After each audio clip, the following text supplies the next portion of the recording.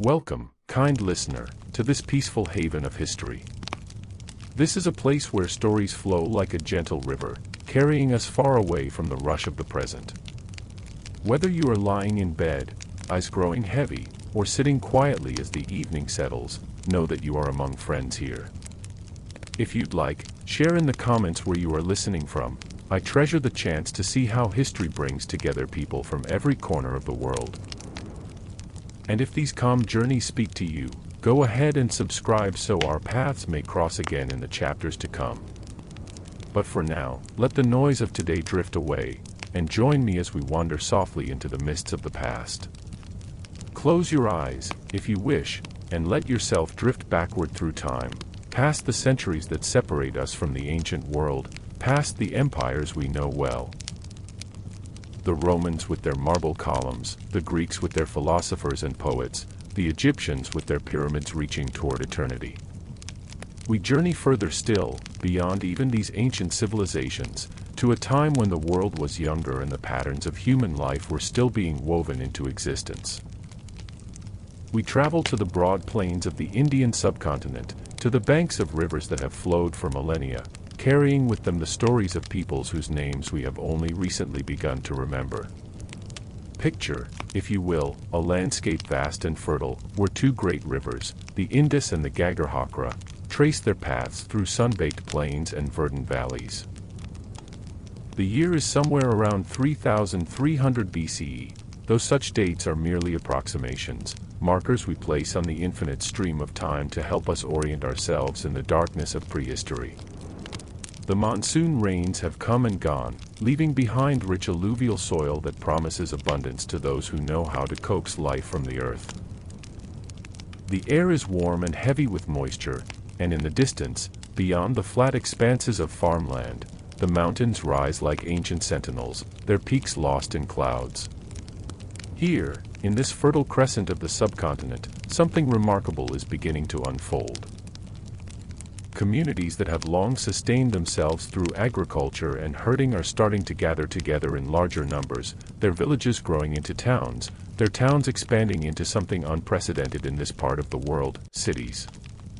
Not the chaotic, sprawling settlements that would emerge elsewhere, but planned communities, laid out with a precision and foresight that suggests a level of organization and social cooperation that scholars still find astonishing today. The people who would build this civilization, whom we now call the Harappans, after one of their great cities, left behind no written records that we can fully decipher, no king lists or epic poems to tell us their stories in their own words. They are a civilization known to us primarily through the material traces they left behind, the ruins of their cities, the artifacts buried in their soil, the seals they carved with such care, depicting animals and symbols whose meanings we can only guess at. And yet, from these fragments, these whispers in clay and stone, emerges a portrait of a society remarkable for its sophistication, its apparent egalitarianism, and its mastery of urban planning and engineering. Let us begin our journey in the early stages of this civilization's development, in what archaeologists call the early Harappan or pre-Harappan period, roughly from 3300 to 2600 BCE. Imagine yourself standing on the banks of the Indus River as the sun rises, painting the sky in shades of gold and crimson. The river itself is a living thing, its waters brown with silt, flowing steadily toward the distant sea. Along its banks, small settlements are scattered like seeds, each comprising a few dozen mud brick houses clustered together for protection and community. The people who live here are farmers primarily, though they are skilled in many crafts as well. They grow wheat and barley, the staple grains that have sustained human civilization since the dawn of agriculture. They cultivate dates and melons, cotton for clothing, making them among the first people in the world to domesticate this plant and weave its fibers into fabric. They tend herds of cattle and water buffalo, sheep and goats, whose milk and meat provide sustenance and whose labor helps in the fields. The rhythm of their lives follows the seasons, the cycle of planting and harvest, the coming and going of the monsoon rains that bring life to the parched earth. But these early Harappans are not isolated villagers, cut off from the wider world. Already, in these formative centuries, we see evidence of trade networks stretching across considerable distances. Carnelian beads, laboriously crafted from the hard red stone, travel from Gujarat to settlements hundreds of miles away. Lapis lazuli, that celestial blue stone prized for its beauty, makes its way from the mountains of Afghanistan, passing through countless hands on its journey to the Indus Plain. Shells from the Arabian Sea are transformed into bangles and ornaments in inland workshops. The people of these early settlements are connected to one another and to distant lands through invisible threads of commerce and cultural exchange. What drove these scattered communities to coalesce into larger urban centers? This is a question that archaeologists and historians continue to debate, offering various theories but no single definitive answer. Perhaps it was the need for better defense against raiders or rival groups. Perhaps it was the advantage of pooling resources and labor for large-scale irrigation projects that could increase agricultural yields. Perhaps it was simply the human instinct for community, the desire to be part of something larger than oneself, to live in a place where specialized crafts and knowledge could flourish. Or perhaps, and this seems likely, it was a combination of all these factors and more, a slow accumulation of advantages that made city life increasingly attractive and sustainable. Whatever the cause, by around 2600 BCE, the transformation was well underway.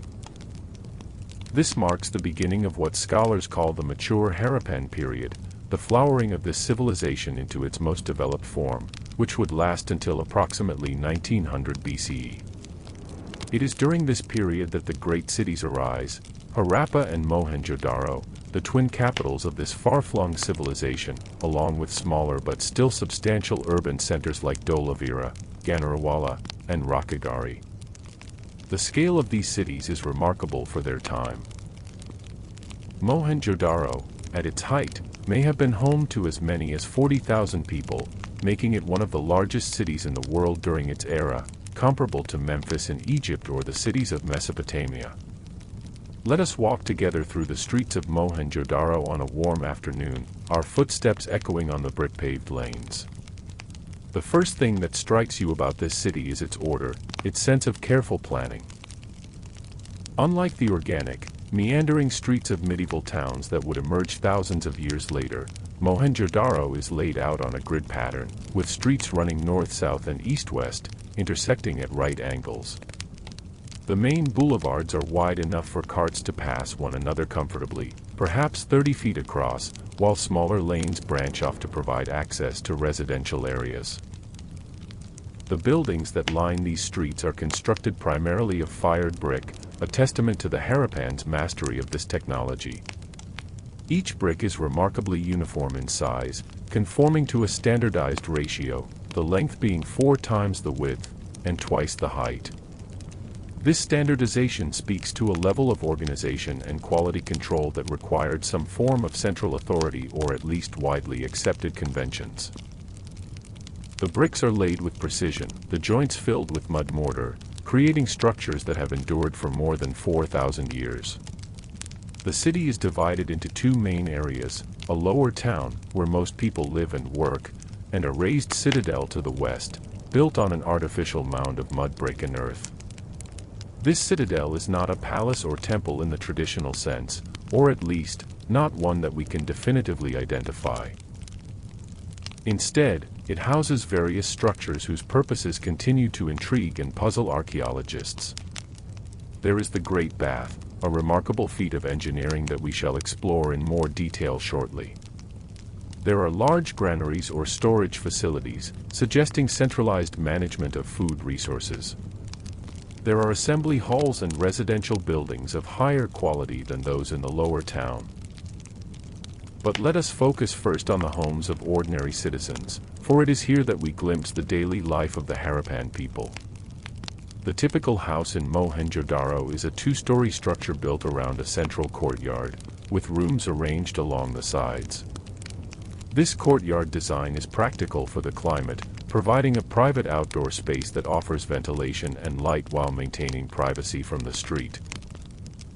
The walls that face the street are typically blank or have only small windows placed high up, creating a sense of inwardness, of homes turned toward their own centers rather than toward the public space.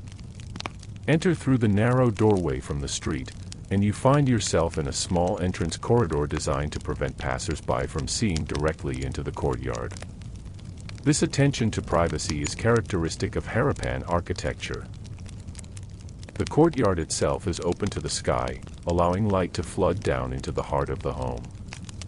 Around it are arranged several rooms, a kitchen, storage areas, living spaces, perhaps a room set aside for craft work if the family engages in weaving or pottery or some other specialized trade. A wooden or brick staircase leads to the upper floor, where sleeping quarters would be located, catching the cooler evening breezes. What truly sets these homes apart, what makes them remarkable even by modern standards, is their sophisticated sanitation system. In one corner of the courtyard or in a designated room, you find a bathing area, a small platform made of tightly fitted bricks, sloping gently toward a drain. This drain connects to a network of covered drains that run beneath the streets of the city, carrying wastewater away from living areas to collection points outside the city walls. Some homes even have what appear to be primitive toilets, small rooms with a brick seat positioned over a drain or a ceramic jar that could be periodically emptied. This emphasis on cleanliness and sanitation is extraordinary for the Bronze Age. In Mesopotamia, waste was typically thrown into the streets or into open pits. In many ancient cities, sanitation was rudimentary at best. But the Harappans created a comprehensive citywide drainage system, with main drains running along the major streets, collecting water and waste from the smaller drains connected to individual homes. These drains were built with such care, lined with brick, covered with brick slabs or stone to prevent contamination and odor, with periodic inspection holes to allow for cleaning and maintenance. The gradient was calculated precisely to allow water to flow without becoming stagnant or flooding. Walking through the streets, you would notice these covered drains running alongside the roads, occasionally opening into sumps or settling tanks where solid waste would collect and be removed. The system speaks to a society that valued cleanliness, that understood the connection between sanitation and health, and that possessed the organizational capacity to implement and maintain such infrastructure across an entire city. It suggests a level of civic cooperation and perhaps a religious or cultural emphasis on ritual purity that we can only speculate about given our limited understanding of Harappan beliefs. As evening approaches and the harsh sunlight softens into a golden glow, let us make our way to the citadel and the structure known as the Great Bath. This is perhaps the most iconic structure from the Indus Valley Civilization, and standing before it, even in ruins, one cannot help but feel a sense of awe at the engineering prowess it represents. The bath itself is a large rectangular pool, approximately 39 feet long and 23 feet wide, with a depth of about 8 feet. It is accessed by brick steps at either end, with the treads slightly overlapping to provide secure footing even when wet. The construction demonstrates remarkable skill and attention to waterproofing. The floor and walls of the bath are made of tightly fitted bricks, behind which lies a layer of bitumen, a naturally occurring tar-like substance, serving as a waterproof membrane. Behind this is another layer of brick, and then a third layer of bitumen, and finally the main structural wall. This multi-layered approach ensured that no water would seep through to damage the underlying structure. The bath was supplied with water from a large well in an adjacent room, and it drained through an outlet in one corner, the wastewater being carried away by a corbelled drain to the street drainage system. But what was this structure used for? This question has sparked considerable debate among scholars. The name, Great Bath, is somewhat presumptuous, assigned by the archaeologists who excavated it based on their interpretation of its function. Some argue that it was indeed a public bathing facility, perhaps associated with ritual purification. The care taken in its construction, its location on the citadel rather than in the lower town, and its apparent lack of recreational features suggests that bathing here was not a casual everyday activity but something special, perhaps sacred.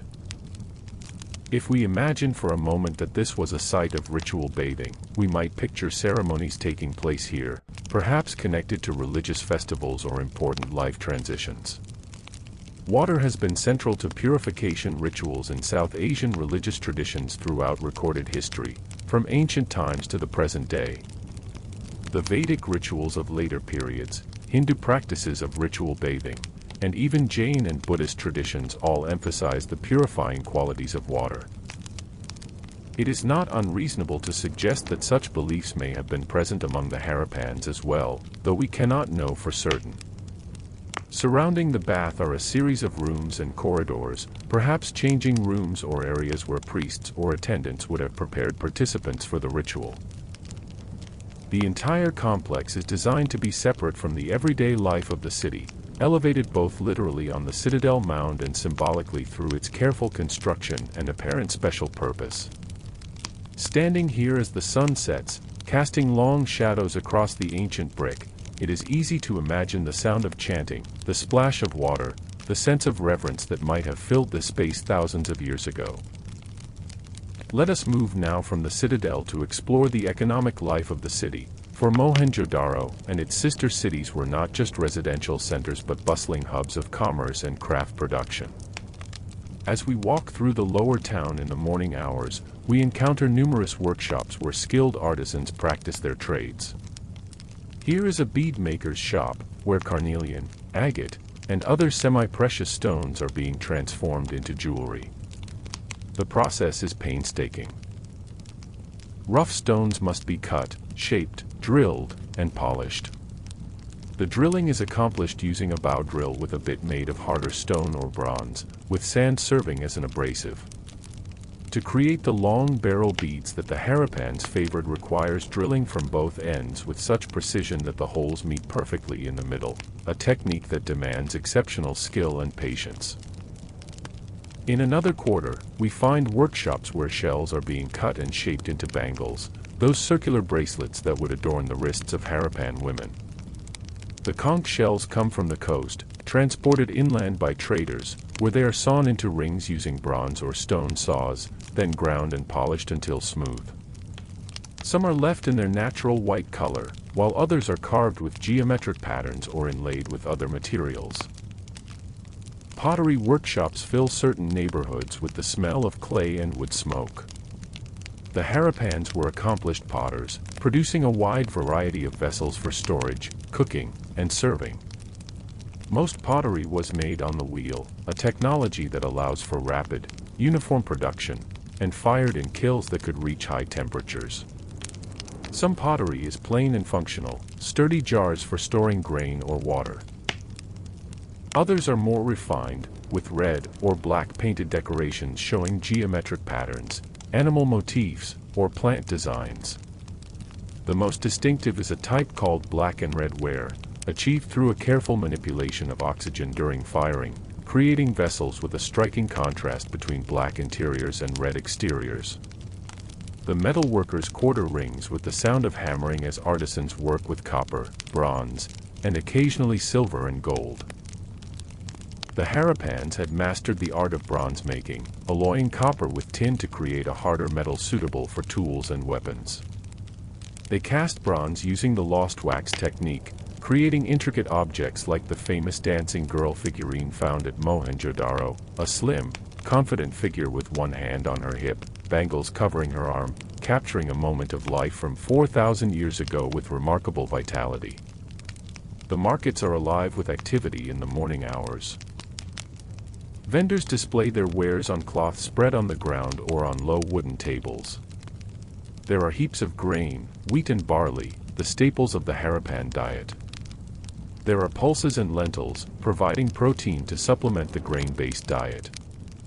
Fresh vegetables include gourds and cucumbers, eggplant and turmeric root. Fruits such as dates and melons are available in season. Cotton thread and cloth are sold by weavers who have transformed the fluffy white bowls into fabric through laborious spinning and weaving. Trade goods from distant lands make their appearance as well. That deep blue lapis lazuli came all the way from the mountains of Badakhshan in what is now Afghanistan, traveling through mountain passes and across plains, probably passing through multiple intermediaries before reaching the Indus Valley. Turquoise from Iran or Central Asia brings its distinctive blue-green color to jewelry and decorative objects. Jade from China, though rare, has been found at Harappan sites, testament to trade connections reaching even further afield than we might expect. The mechanisms of this trade remain somewhat mysterious to us. We find no evidence of coins or any standardized currency. How then were exchanges negotiated? The Harappans used a sophisticated system of weights, with carefully crafted stone weights conforming to a standardized system based on ratios. These weights have been found across the civilization, from the Indus heartland to distant outposts, all following the same system, a remarkable achievement of standardization. The basic unit was approximately 0.856 grams, with weights then following a binary system, 1, 2, 4, 8, 16, 32, 64, up to 12,800 units. Some weights follow a decimal system as well. This allowed for precise measurement of precious materials and commodities, enabling fair trade even in the absence of currency. But alongside official trade, there must have been countless smaller exchanges and barters, personal connections between craftspeople and customers, farmers and city dwellers. A potter might trade vessels for grain from a farmer. A bead maker might exchange finished jewelry for cloth from a weaver. These informal networks of exchange, impossible to trace archaeologically, must have been the lifeblood of the community, creating bonds of obligation and reciprocity that held the social fabric together. As midday approaches and the heat becomes oppressive, let us seek shelter and turn our attention to what the Harappans ate, how they prepared their food, and what their meals might have looked like. The kitchen area of a typical home would be located near the courtyard, where smoke from cooking fires could escape. The hearth was simple, a clay platform with hollows for fires, perhaps with ceramic or metal supports to hold cooking vessels above the flames. Fuel would have been wood, dried dung, or crop residues. The staple grain would be ground into flour using stone grinding implements. A flat grinding stone and a smaller stone roller, used with back and forth or circular motions to break down the grain into flour of varying coarseness. This was laborious work, typically performed by women, and it had to be done regularly as flour does not keep as long as whole grain. The flour would be mixed with water and shaped into flatbreads, cooked on the hot surface of the hearth or on ceramic griddles. These breads would have been similar to modern chapatis or rotis, the unleavened flatbreads that remain staples in South Asia today. Pulses and lentils would be boiled into thick stews or thin soups, seasoned with salt and perhaps spices, turmeric for its color and mild flavor, ginger for warmth, cumin and coriander for their distinctive tastes. We know the Harappans had access to these spices because their remains have been found at archaeological sites. Vegetables would be added to these stews when available, making the diet more varied and nutritious. Yogurt and other fermented milk products would have been common, providing protein and probiotics that aided digestion. Meat was probably not an everyday food for most people but reserved for special occasions or for those who could afford it regularly. Cattle, sheep, goats, and pigs were all raised, and their bones are found in Harappan refuse deposits.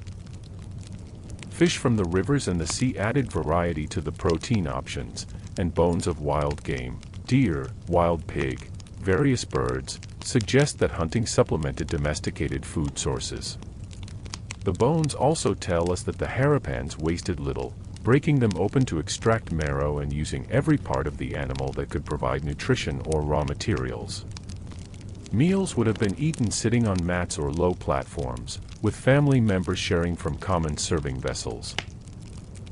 The pottery included bowls and dishes, cups and goblets, serving platters and storage jars. Some vessels show wear patterns suggesting they were used for specific purposes, cooking pots blackened by fire, Serving bowls polished smooth by generations of handling, storage jars bearing the marks of lids that were repeatedly placed and removed. Water was stored in large pottery jars placed in the coolest part of the house. The porous nature of some ceramics would have allowed slight evaporation, cooling the water inside, a natural refrigeration system still used in hot climates today. For drinking, water might be poured into smaller vessels or cups, sometimes through a filter to remove any sediment or impurities. As the afternoon heat begins to wane and people emerge from their homes to resume work or socialize, let us consider the social organization of Harappan society. This is one of the most intriguing aspects of the civilization, for unlike the contemporaneous societies of Mesopotamia and Egypt, we find little evidence of the stark social hierarchies that characterized those cultures. There are no palaces that we can definitively identify as royal residences. There are no temples that clearly served as centers of priestly power.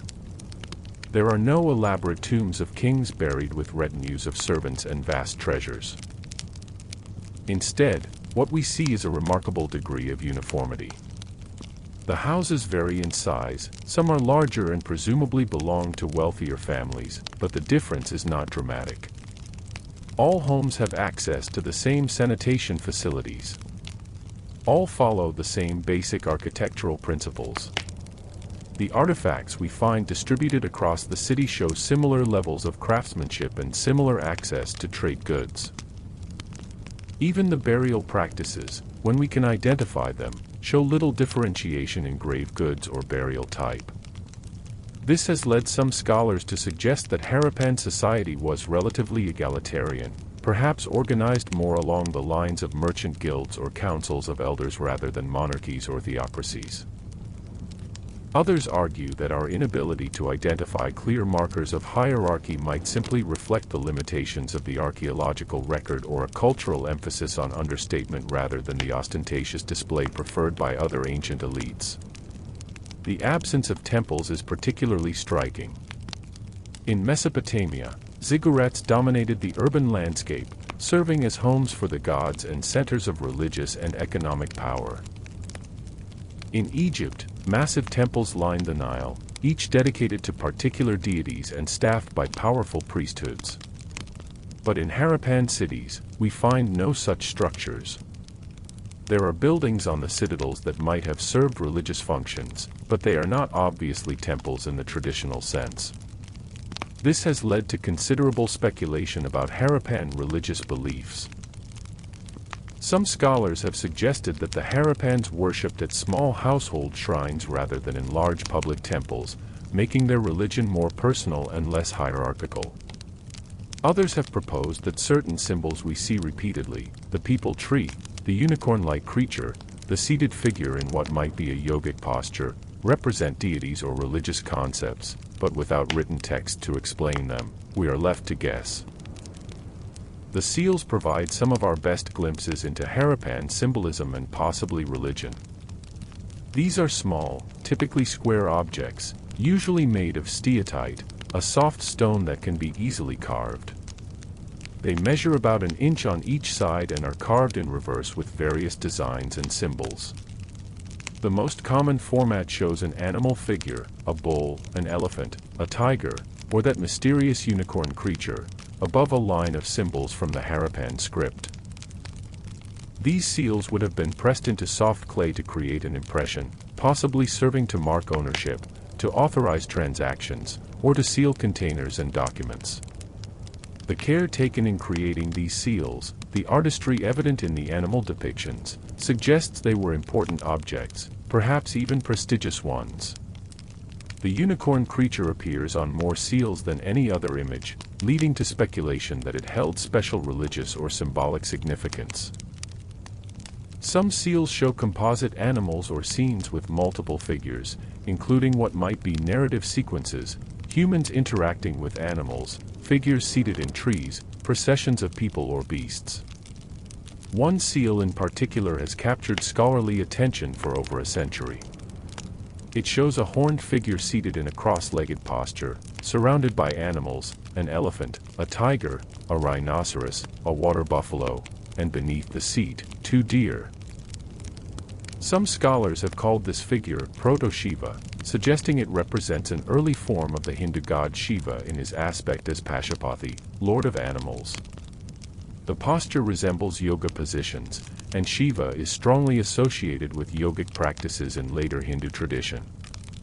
Others are more cautious, noting that we cannot simply assume continuity between Harappan religious symbols and much later Hindu beliefs without clear evidence of transmission. These questions of religious belief and practice lead us to one of the great mysteries of the Indus Valley Civilization, their script. The Harappans developed a writing system, evident from the symbols found on seals, pottery, metal objects, and other artifacts. These inscriptions are typically brief, usually consisting of just a few symbols, rarely more than 10. The script appears to be logographic or logosyllabic, meaning that symbols represent words or syllables rather than individual sounds. Approximately 400 distinct symbols have been identified, which is consistent with such a writing system. But here we encounter profound frustration. Despite decades of effort by linguists, archaeologists, and computer scientists, the Indus script remains undeciphered. We can recognize patterns and frequencies. We can identify which symbols appear at the beginning or end of sequences. We can note regional variations. We can observe that some symbols appear more commonly on certain types of objects. But we cannot read the language. We do not know what these inscriptions say, what language they represent, or even whether they are a complete writing system or a more limited symbolic notation. The difficulty stems from several factors. First, the inscriptions are short, giving us limited material to work with. Long texts provide more context and allow for statistical analysis, pattern recognition, and the identification of grammatical structures. But with sequences of just a few symbols, interpretation becomes much more challenging. Second, we lack a bilingual text, something like the Rosetta Stone that allowed the decipherment of Egyptian hieroglyphs by providing the same text in known and unknown languages. Third, we are not certain which language family the Harappan language belongs to. Was it related to the Dravidian languages now spoken in southern India? To the Indo-Aryan languages that dominate the north? To some other language family entirely, perhaps one that has since gone extinct? Various scholars have proposed decipherments over the years, claiming to have unlocked the secret of the Harappan script. These proposals have identified the language as everything from Sanskrit to Sumerian, from Dravidian to a form of Proto-Indo-European. But none of these decipherments have gained widespread acceptance among specialists, as they often rely on questionable methodologies, cherry-pick data, or make assumptions that cannot be verified. The inability to read Harappan writing leaves us blind to entire dimensions of their civilization. We cannot know their names for themselves, their cities, or their leaders. We cannot read their myths or their history. We cannot understand their economic records or legal codes if they had such things. The voices of the Harappans remain silent, speaking to us only through the mute testimony of their material remains. Yet even without written texts, we can learn much about their world through careful archaeological work. The distribution of Harappan sites tells us about the extent and organization of their civilization.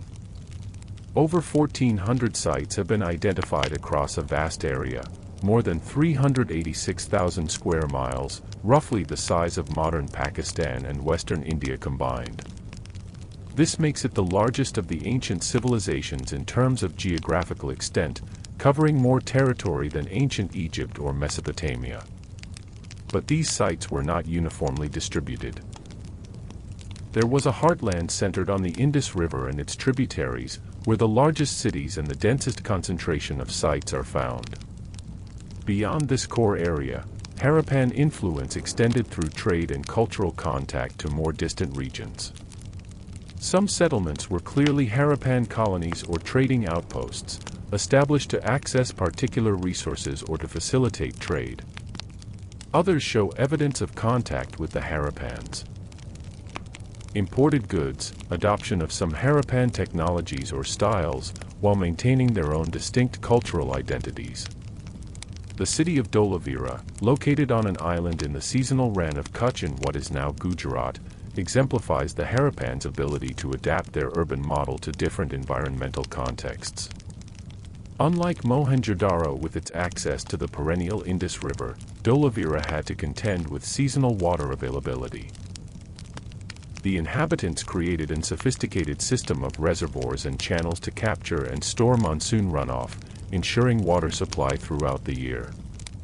The city's layout differs from the classic two-part division of citadel and lower town, instead featuring a three-part division with a middle town between the upper and lower sections.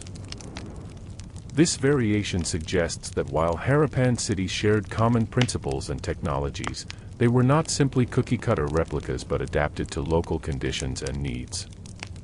At Dholavira, archaeologists made a remarkable discovery, a signboard with large symbols, each nearly 16 inches tall, made from cut and polished stone.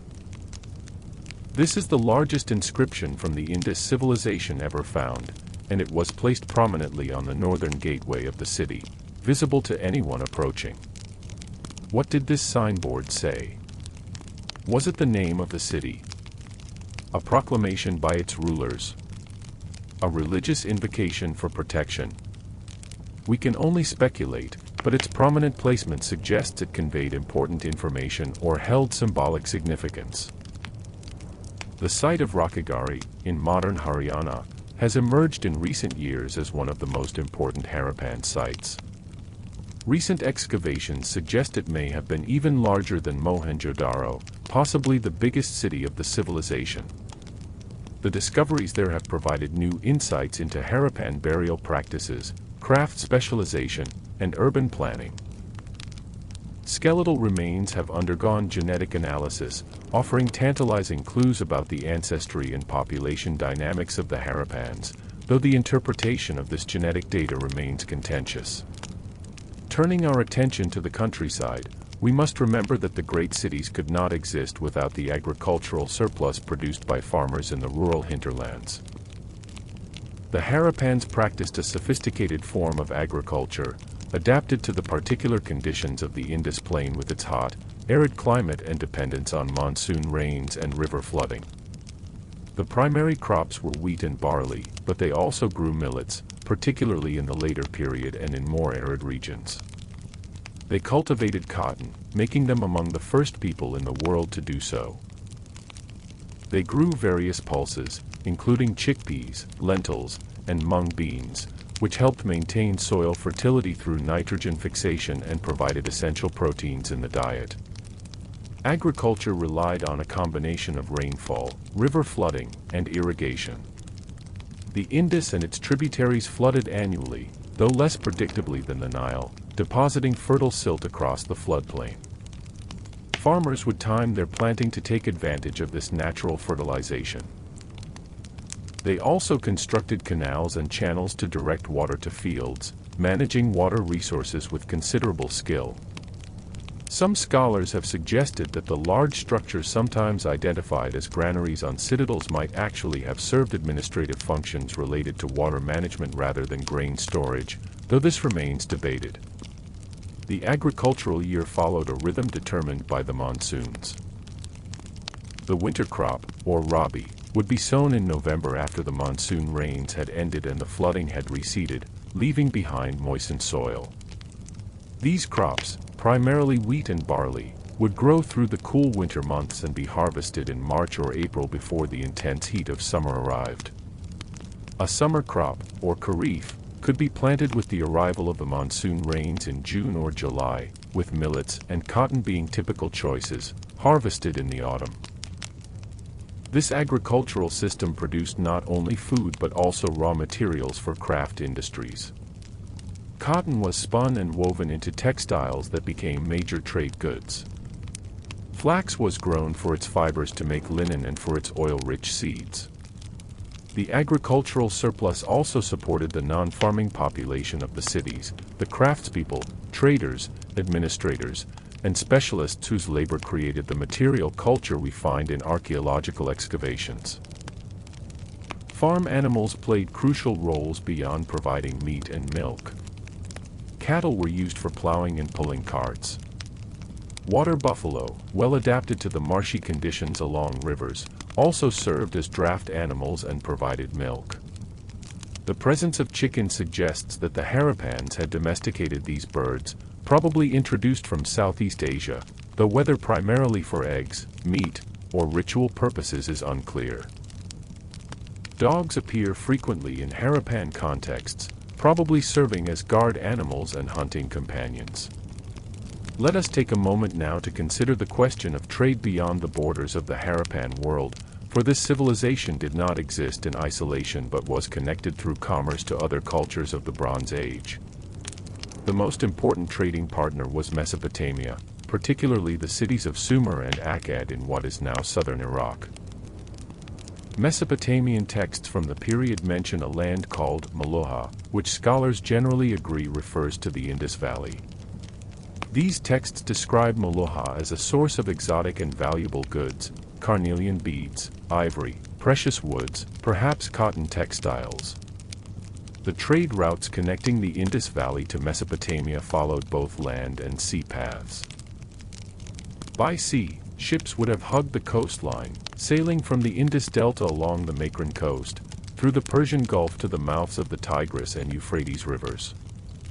This was dangerous work, requiring ships capable of handling ocean swells, crews with navigational skills, and knowledge of seasonal winds and currents.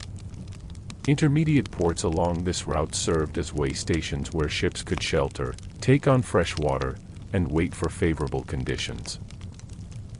The site of Sutkajandor near the modern Pakistan-Iran border may have been one such port. Archaeological evidence supports this maritime trade. Seals of Indus type have been found at Mesopotamian sites, and conversely, some Mesopotamian objects appear in Harappan contexts. A site in modern Bahrain called Dilmun by the Mesopotamians shows evidence of contact with both civilizations and may have served as an intermediate trading center, a hub where goods from east and west met and were exchanged. What did the Mesopotamians trade in return? Probably wool textiles, for Mesopotamia was famous for its sheep and its textile production. Silver, which was not native to the Indus Valley but appears in Harappan contexts. Possibly grain during times of shortage, though the evidence for this is limited. Ideas and technologies may have flowed along these trade routes as well, techniques for metalworking, artistic motifs, perhaps religious concepts, though tracing such intangible exchanges is difficult. The trade relationships extended in other directions as well. To the north, through the mountain passes of Afghanistan, came lapis lazuli from Badakhshan and tin from somewhere in Central Asia. The lapis was highly prized for its deep blue color, associated with the heavens and often used in jewelry and religious objects. The tin was essential for bronze production, alloyed with copper to create the harder metal that was superior for tools and weapons. These northern trade routes were ancient even in Harappan times, connecting the Indus Valley to the steppes and oases of Central Asia. To the east, connections extended into the Gangetic Plain and beyond, though these areas were less densely populated during the Harappan period than they would become in later centuries. Trade goods moved along river valleys and through forests, carried by merchants and travelers whose journeys might take months or years. To the south, maritime connections reached down the western coast of India, accessing resources from Gujarat and the Deccan Plateau. This web of trade relationships made the Harappan cities cosmopolitan places where people from distant lands might be encountered, where foreign languages could be heard in the marketplaces, where exotic goods from across the known world found their way into shops and homes. It created a flow not just of objects but of ideas, stories, and cultural practices, enriching the Harappan world and connecting it to the broader currents of Bronze Age civilization. As the sun sets on our imaginary day in Mohenjo-daro, painting the sky in shades of orange and purple, let us turn our attention to the artistic achievements of the Harappans.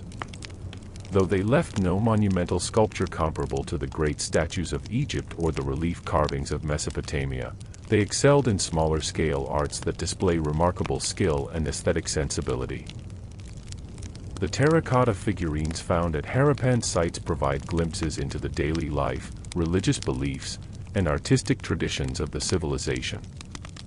Many figurines depict women, often wearing elaborate headdresses and jewelry, sometimes holding infants or with exaggerated feminine features.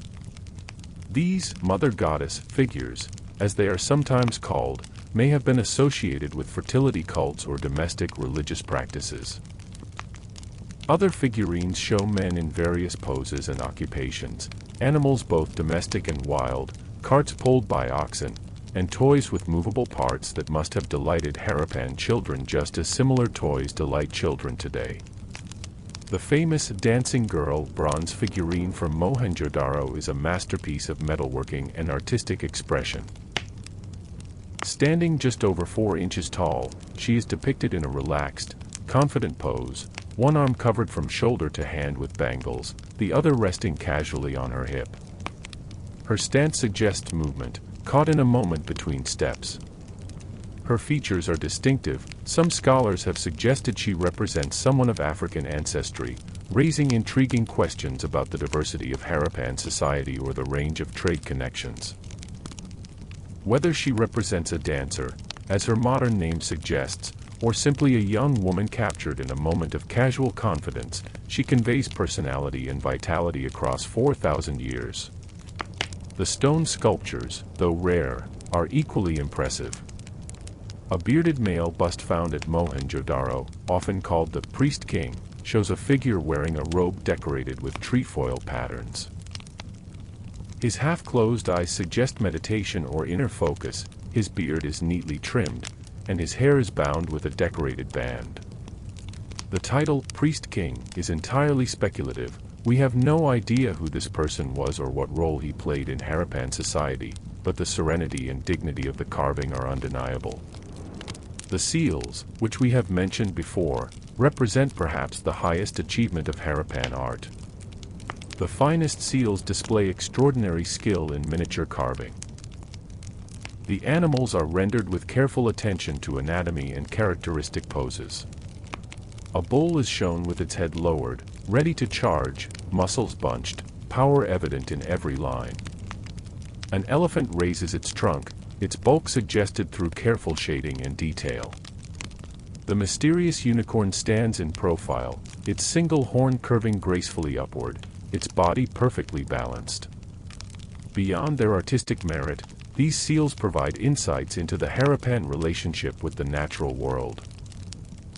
The creatures depicted were part of their environment, the wild animals they hunted or feared, the domestic animals they depended upon, the sacred or symbolic animals that populated their mythology. The care taken in depicting these creatures accurately suggests close observation and perhaps a reverence for the natural world. Jewelry making reached a high level of sophistication in Harappan cities. Necklaces combined beads of different materials, carnelian, agate, jasper, gold, faience, strung in complex patterns. Bangles of shell, terracotta, bronze, or precious metals adorned wrists and ankles. Earrings and nose ornaments, rings and pendants, all show the same attention to design and craftsmanship. Some beads are tiny, requiring exceptional skill to drill and string. Others are large and dramatic, making bold statements of status or style. The technology of bead making deserves special mention. To create the long carnelian beads that were prized as trade goods, artisans had to drill through extremely hard stone using only the tools available in the Bronze Age. They used a bow drill technique, rotating a bronze or stone drill bit at high speed while applying downward pressure. Sand or crushed stone served as an abrasive. The drill would be started from both ends of the bead, meeting in the middle with remarkable precision. The process was time-consuming. A single bead might require days of work, but the result was beautiful and durable, jewelry that has survived millennia intact. The pottery of the Harappans, while primarily functional, also demonstrates aesthetic sensibility. The shapes are elegant and well-proportioned, designed for their intended uses. Storage jars have wide mouths for easy access, narrow necks to limit evaporation, and stable bases. Drinking vessels fit comfortably in the hand. Cooking pots are thick-walled to withstand heat, with shapes that facilitate stirring and serving. The painted decorations, though often simple geometric patterns, are applied with care and precision, adding visual interest to everyday objects. Some pottery designs show more elaborate scenes. Painted images of fish, plants, birds, and animals decorate the surfaces of vessels, connecting the objects to the natural world. These decorations were not merely ornamental but may have held symbolic meanings we can no longer fully understand. A pot decorated with fish might have been specifically intended for storing water, symbolically connecting the container to the element it held. As night falls over the city and oil lamps are lit in homes throughout Mohenjo-daro, their warm glow flickering through windows and doorways, let us consider what life might have been like for different members of Harappan society. Think of a potter, rising before dawn to check the kiln where yesterday's vessels have been firing overnight. The kiln must be allowed to cool slowly to prevent cracking, and the potter must judge the right moment to open it and examine the results. Some vessels will be perfect, their surfaces smooth and evenly colored, ready for sale or trade. Others will show flaws, cracks, warping, uneven firing, and will be discarded or recycled, the clay broken down and mixed into new batches. Imagine a bead maker, sitting cross-legged in a workshop, surrounded by partially finished beads in various stages of production. The work requires intense concentration and incredible patience. The drilling cannot be rushed or the bit will slip, ruining hours of work. The hands must be steady, the pressure consistent. Yet there is also a meditative quality to the work, the repetitive motions allowing the mind to wander while the body performs practice tasks. Perhaps the bead maker thinks of the distant lands where these beads will travel, imagining the people who will eventually wear them, connecting across space and time through the medium of craft. Consider a farmer in the countryside, watching the sky anxiously as the season for monsoon rains approaches. Everything depends on the rains arriving at the right time and in the right amount. Too early and the fields are not prepared. Too late and the planting season is missed. Too much rain and flooding destroys crops. Too little and drought brings famine. The farmer has performed the rituals passed down through generations, made offerings to ensure divine favor, but now there is nothing to do but wait and watch and hope. Think of a merchant preparing for a journey to the coast, where ships will carry goods to distant Mesopotamia. The caravan must be organized. Pack animals loaded with trade goods, guards hired for protection against bandits, provisions secured for the weeks of travel ahead. Routes must be planned, taking into account the season, the condition of tracks, the location of watering holes and settlements where the caravan can rest. The merchant carries seals and weights, the tools of trade, and perhaps a few personal items, an amulet for protection, a gift for family left behind. Envision a mother in her home, teaching her daughter the skills she will need as an adult. If the family makes textiles, the girl learns to spin thread and weave cloth, her small fingers growing more dexterous with practice. She learns to prepare food, to manage a household, to behave appropriately in social situations. She learns the stories and songs of her people, the beliefs about gods and ancestors, the proper ways to mark life's important transitions. She watches her mother with the younger children, learning the care and patience required for raising a family. Picture a child playing in the courtyard with clay animals, rolling a toy cart back and forth, the wooden wheels creaking slightly as they turn. The child's imagination transforms the courtyard into a vast world. The cart is carrying precious cargo to a distant city. The toy animals are wild creatures to be hunted or tamed. The walls are mountains to be climbed.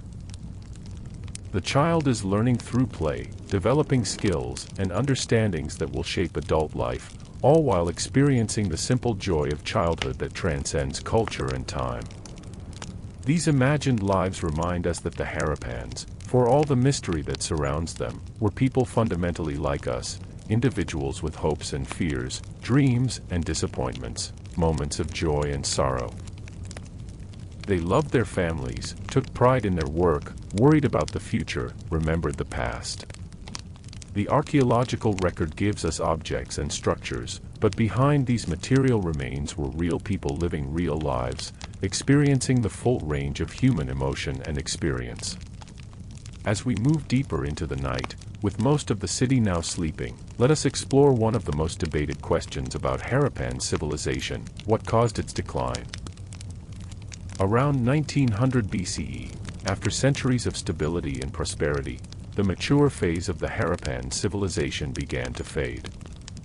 Cities were gradually abandoned, the distinctive artifacts and architectural styles disappeared, writing ceased, and the vast trading networks contracted. By 1300 BCE, the civilization as such no longer existed, though many of its people and their descendants continued living in the region, their culture transforming into something different. The decline was not sudden or catastrophic, not a single event but a process unfolding over centuries. Different regions were affected at different times and in different ways. This has led scholars to propose various theories about the causes, recognizing that multiple factors likely contributed to the civilization's transformation. One early theory, now largely discredited, suggested that the Harappan cities were destroyed by invading Aryan peoples from the north. This theory was based partly on skeletal remains found at Mohenjo-daro that appeared to show people killed violently, and partly on later Vedic texts that describe the conquest of fortified cities. However, more careful analysis has shown that the skeletal evidence does not support a massacre interpretation, and the chronology does not work. The arrival of Indo-Aryan speakers in the region occurred after the Harappan decline was already well underway, not before. Environmental factors likely played significant roles. Climate change during the second millennium BCE appears to have weakened the monsoon patterns, reducing rainfall across the region. This would have affected agriculture, making it more difficult to produce the surpluses that supported urban populations. There is also evidence that the Gagar-Hakra river system, which supported many Harappan settlements, began to dry up during this period. Some scholars suggest that tectonic activity altered the course of rivers or changed drainage patterns, depriving cities of their water supplies and making continued occupation impossible. The Indus River itself may have changed course multiple times, flooding cities or conversely abandoning channels that settlements depended upon. The destructive power of floods should not be underestimated. They could destroy homes, ruin stored grain, kill livestock, and disrupt trade. Multiple severe floods over a short period could make a location untenable, forcing residents to seek new settlements elsewhere. Overexploitation of resources may have contributed to decline. Centuries of habitation and agriculture can degrade soil fertility through erosion, salinization from irrigation, and depletion of nutrients. Deforestation to provide fuel for brick firing and other industrial activities could have led to erosion and changes in local climate. As resources became scarcer, supporting large urban populations would become increasingly difficult. Trade networks may have been disrupted by changes in Mesopotamia and other trading partners. The collapse of the Akkadian Empire around 2150 BCE and subsequent political instability in Mesopotamia could have reduced demand for Harappan trade goods or made trading routes more dangerous. Without the wealth generated by trade, the Harappan cities might have struggled to maintain themselves. Disease is another possible factor. Large urban populations living in close quarters are vulnerable to epidemic diseases, and a severe plague could have decimated cities. However, evidence for this is circumstantial at best, and diseases rarely leave clear traces in the archaeological record. It is likely that no single factor caused the decline but rather a combination of environmental, economic, and social stresses that accumulated over time. As conditions worsened, The urban system that had sustained Harappan civilization for centuries may have become unsustainable. People gradually moved away from the great cities, dispersing into smaller rural settlements. The complex craft specialization and far-flung trade networks that characterized the mature civilization could not be maintained in these smaller communities. But decline does not mean disappearance. The people did not vanish, they adapted. Archaeological evidence shows continuity in many cultural practices. Pottery styles evolve but show connections to earlier forms. Settlement patterns change but many sites remain occupied.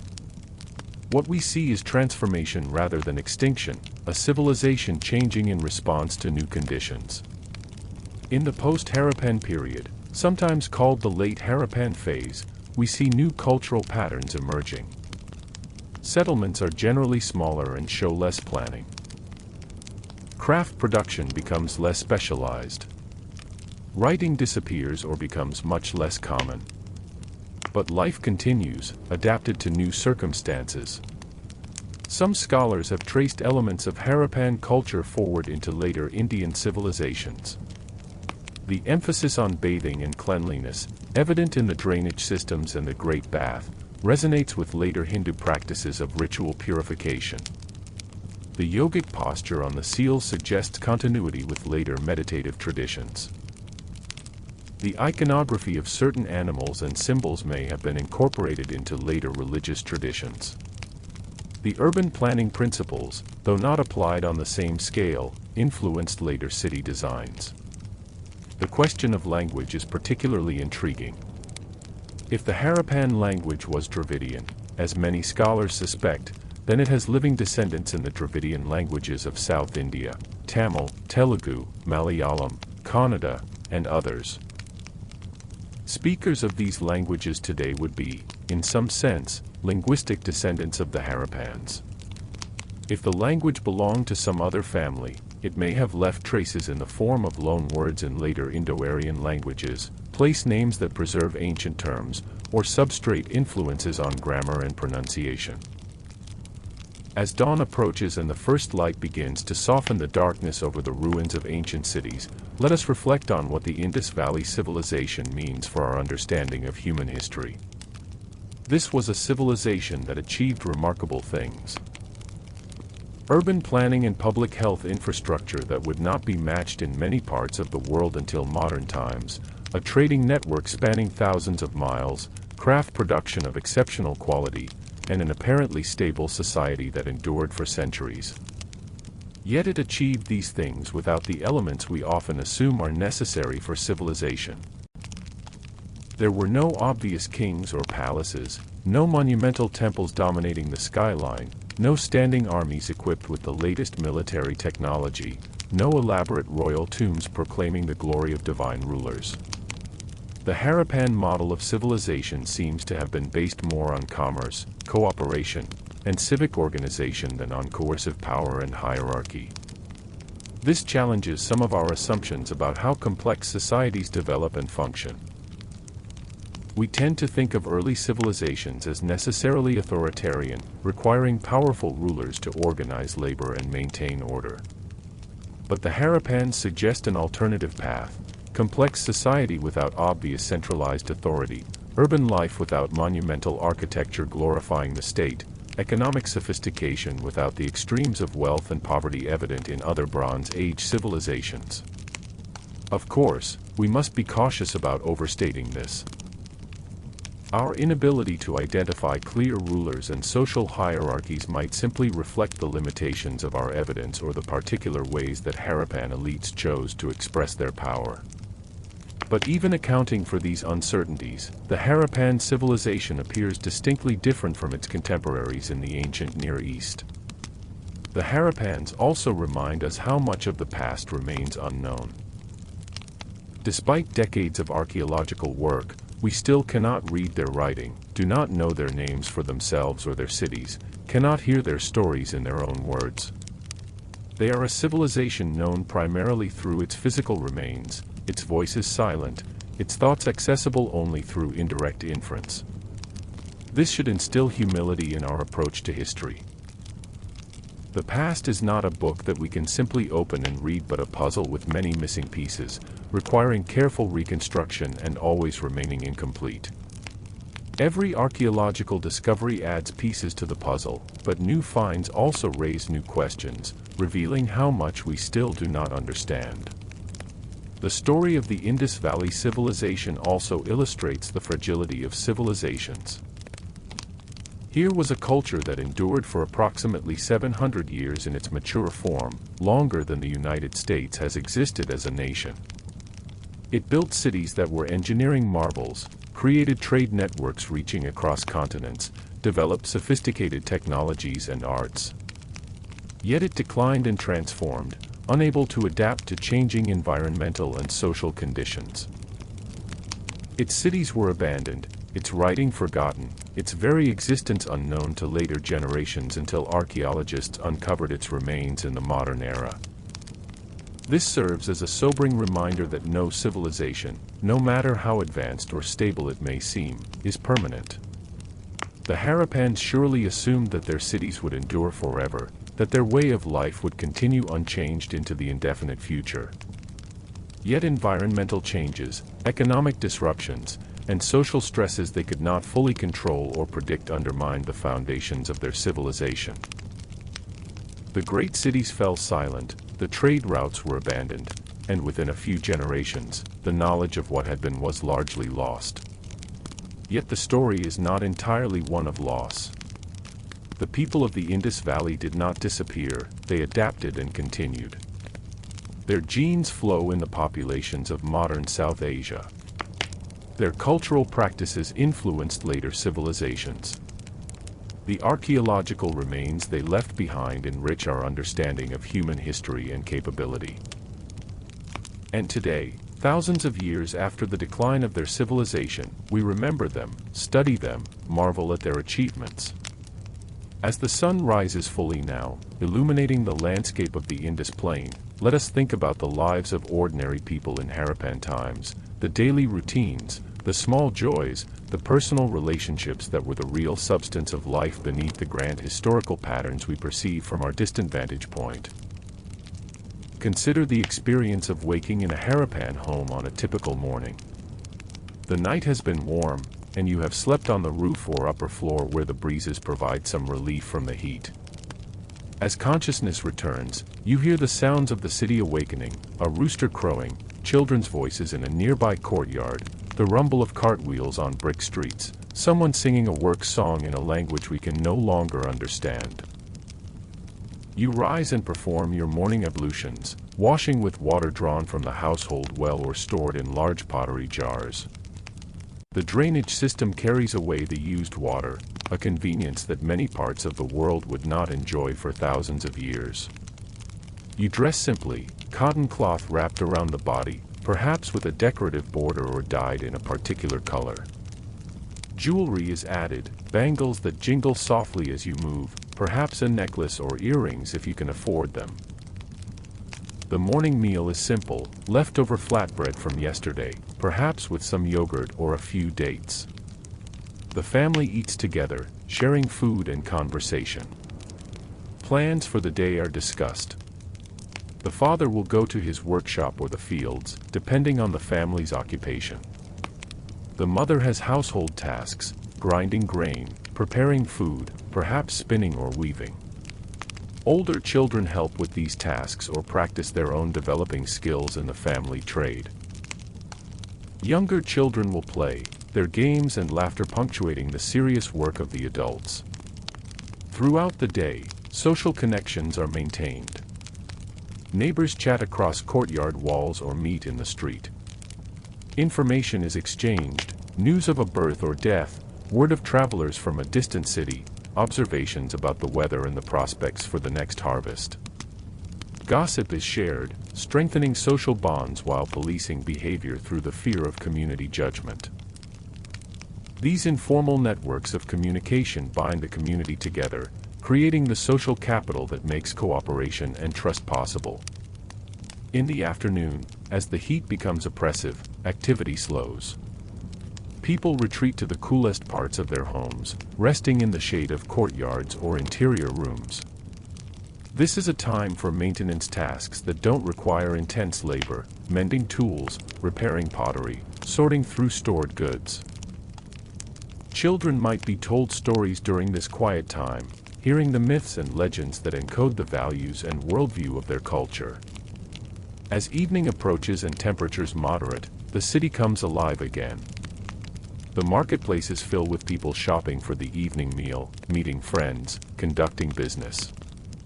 Street food vendors might offer snacks, roasted nuts, fruits, simple sweets made from milk and sugar. The air fills with the smells of cooking fires and dinners being prepared. Voices create a constant murmur of conversation, occasionally rising in laughter or friendly argument. After the evening meal, families might gather in courtyards as darkness falls and stars appear overhead. This is a time for storytelling, music, and social connection. Perhaps someone plays a simple instrument, a drum or flute, and others sing. Elders share wisdom accumulated over lifetimes, passing down knowledge about practical skills, social behavior, and the meaning of life. Young people might slip away for romantic encounters, the universal patterns of courtship playing out in Harapan-specific forms. Eventually, tiredness pulls people toward sleep. Children are settled onto sleeping mats, their protests gradually fading into peaceful breathing. Adults perform last tasks, banking fires, securing valuables, making sure all is well. The city grows quieter, though never completely silent. Dogs bark occasionally. A baby cries and is soothed. The night watch makes rounds, ensuring safety. And above it all, the stars wheel overhead, the same constellations that people have watched since the beginning of human consciousness, connecting the Harapans to all peoples across time and space. This daily rhythm, repeated with variations across thousands of households, is what civilization actually consists of. Not the grand monuments or the historical events, but the ordinary lives of ordinary people, getting by, making do, finding moments of happiness and connection amidst the struggles and hardships that are the common lot of humanity. The Harapan experience of family life probably had both familiar and foreign elements from a modern perspective. Families were likely extended rather than nuclear, with multiple generations living together in the same household or complex of buildings. This arrangement provided labor for household tasks and fields, care for children and elders, and economic cooperation. But it also required negotiation of relationships and potential conflicts among many personalities living in close quarters. Gender roles were probably fairly defined, with women primarily responsible for domestic tasks and men for craft production or agriculture, though there was likely some flexibility and overlap. The numerous figurines of women found at Harapan sites, sometimes with elaborate headdresses and jewelry, might suggest high status for at least some women. But we cannot know for certain whether these figurines represent deities, high-status individuals, or simply idealized images. Children's lives would have centered on learning the skills they would need as adults, but there was also time for play. Toy carts with wheels that actually turn, toy animals, rattles, and whistles have been found at Harapan sites, showing that adults created special objects for children's amusement and development.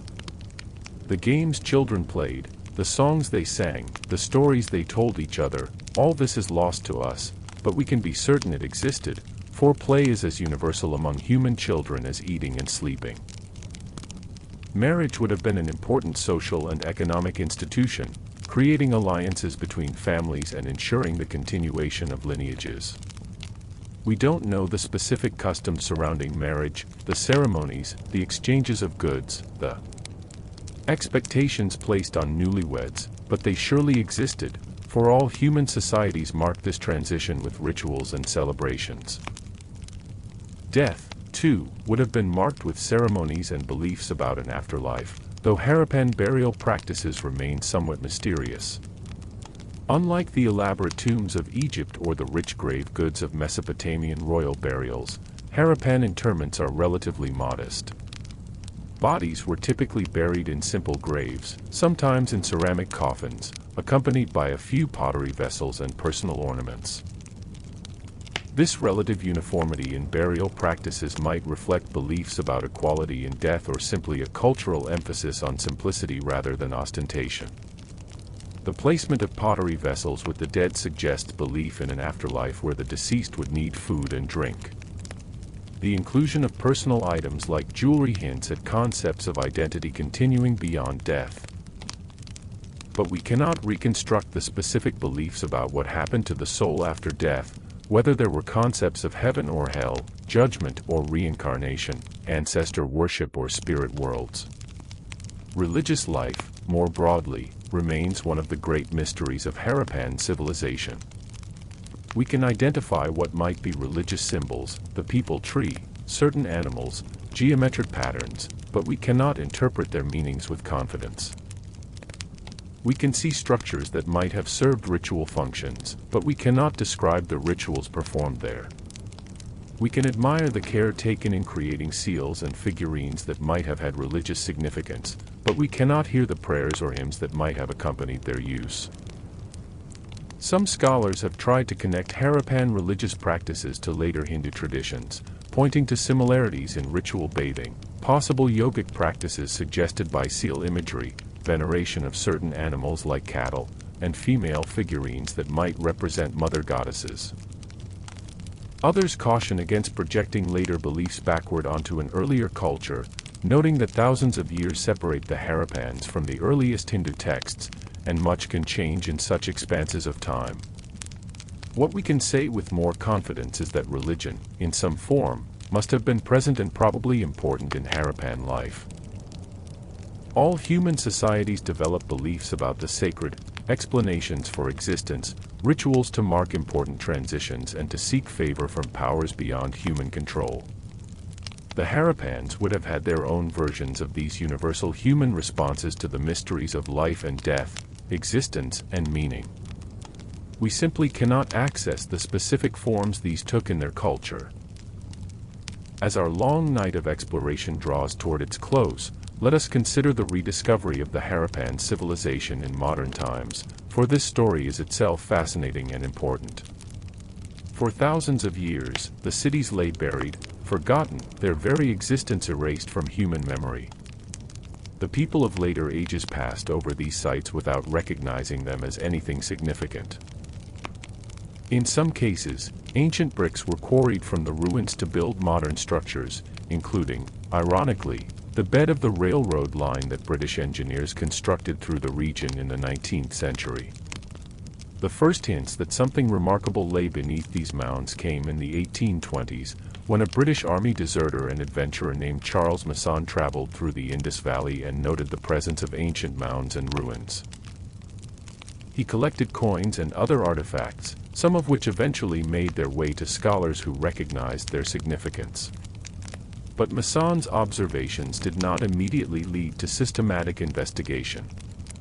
The real archaeological exploration began in the 1920s, when the Archaeological Survey of India, under the leadership of John Marshall, conducted excavations at Harappa and Mohenjo-daro.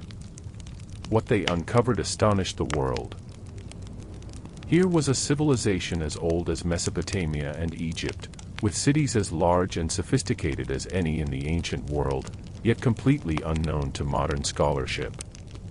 The discovery revolutionized understanding of ancient South Asian history and of the development of civilization more broadly.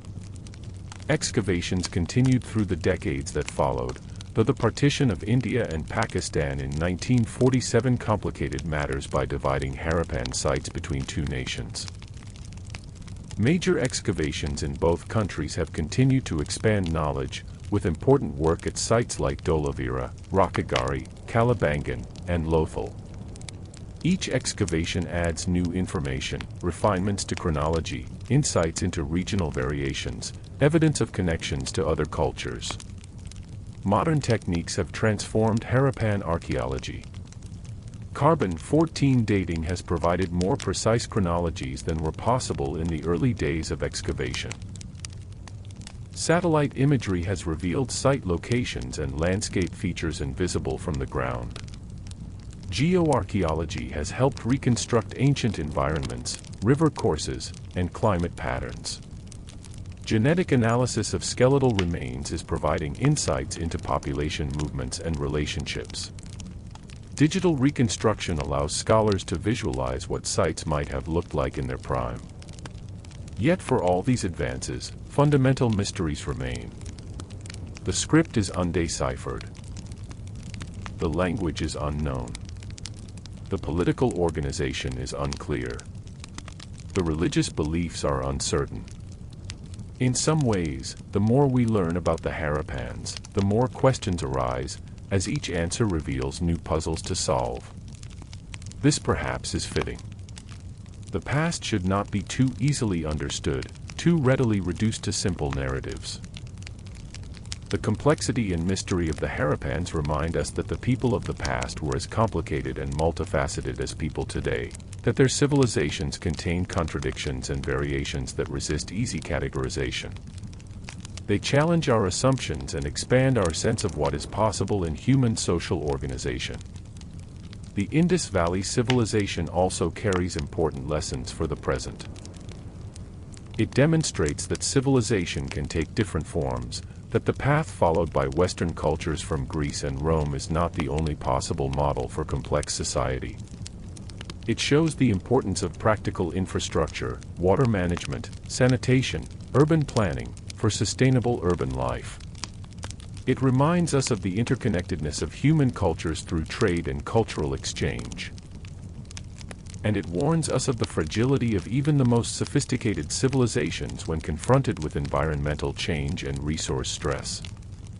As we near the end of our journey through this ancient world, let us take one final walk through the streets of Mohenjo-daro, but this time seeing it not as it was at its height but as it exists today.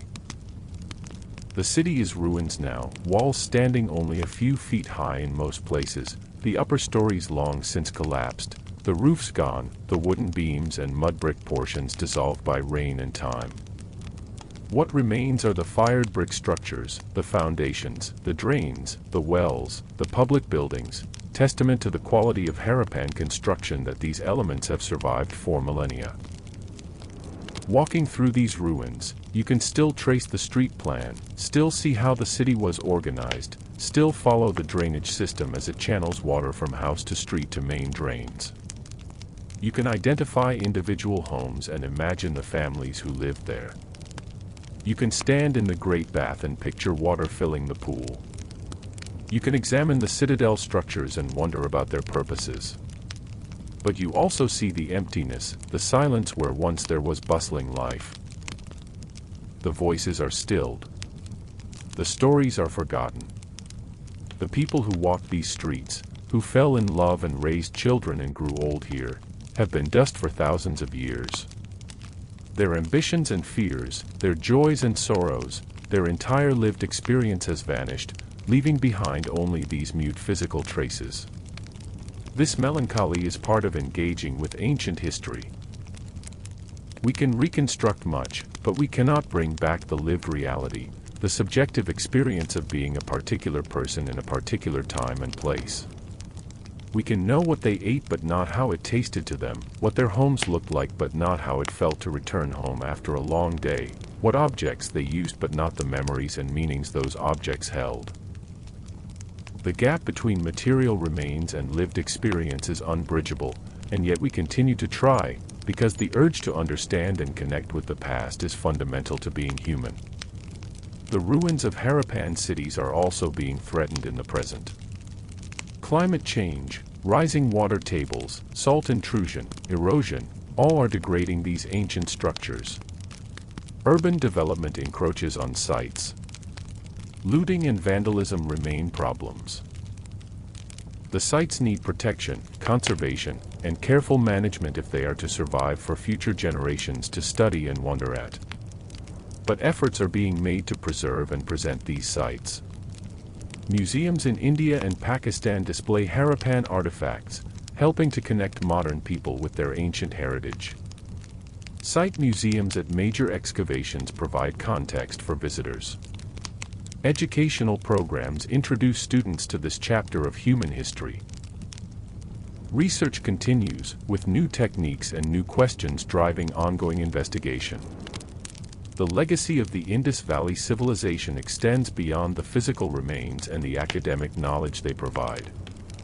It is part of the heritage of South Asia, claimed proudly by India, Pakistan, and Afghanistan as evidence of their region's ancient greatness. It contributes to human heritage more broadly, expanding our understanding of the variety and sophistication of early civilizations. It inspires artists, writers, and thinkers who find in its mysteries a canvas for imagination and interpretation. For those of us far removed in time and often space from the Indus Valley, the Harappan civilization offers something else, a sense of connection across the centuries to people who, despite all differences of culture and context, were fundamentally like us. They loved their children and worried about their future. They took pride in work well done. They sought meaning in life and comfort in the face of death. They created beauty and order in a chaotic world. They built communities and maintained them through cooperation and shared purpose. In the end, perhaps this is the most important lesson from the Indus Valley Civilization, that human nature and human needs have remained remarkably constant even as cultures and technologies have changed dramatically. The Harappans remind us of our common humanity, stretching across vast gulfs of time, connecting us to ancestors who lived and died 4,000 years ago yet whose hopes and dreams were not so different from our own.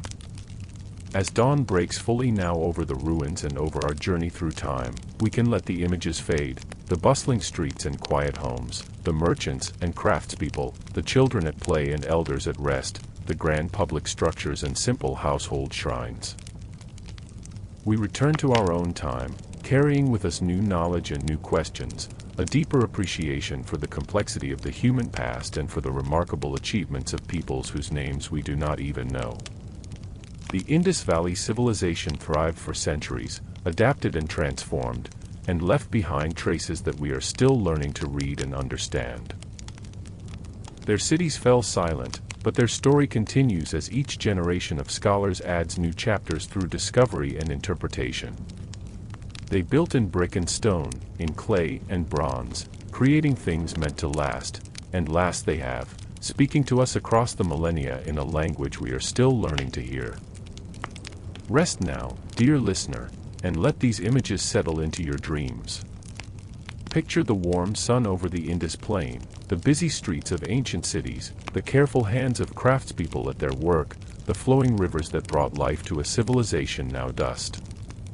Feel the weight of history, the reality of these lives once lived, the connection that binds all humans across the span of time. Know that you are part of this great continuum, this ongoing human story that began with our earliest ancestors and continues through you and me and all who will come after. The Harappans are gone, but they are not forgotten. Their achievements enrich us. Their mysteries intrigue us.